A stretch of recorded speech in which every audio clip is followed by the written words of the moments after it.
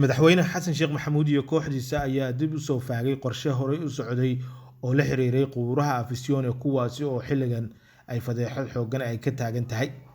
Inkastoo culimmadu ay sababeeyeen ujeedka bixinta meydadka, haddana dowladda waxaa lagu haystaa inay ka maarmi kartay oo ay heli kartay dhul kale oo ay dejiso ciidamada badda Soomaaliya ee hadda xeryaha loo sameynayo.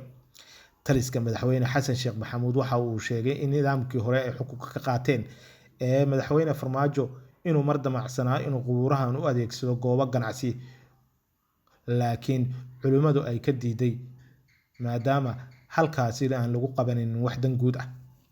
Eedeyntan oo abuurtay dood laba dhinac ah ayaa waxaa soo jeediyay wasiirka gaashaandhigga Soomaaliya Cabdiqaadir Maxamed Nuur Jaamac.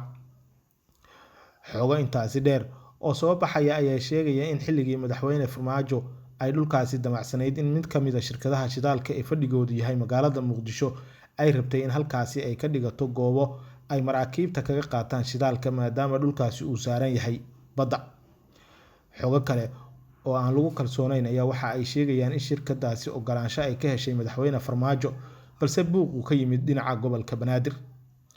Kooxda madaxweynihii hore ee Maxamed Cabdullaahi Farmaajo ayaa iska bari yeeshay eedeynta culus, waxayna dowladda xasan sheekh maxamuud ugu baaqeen inay joojiyaan fulinta faagidda qubuuraha. Dhanka kale, dowladda federaalk ee Soomaaliya ayaa si buuxda u beenisay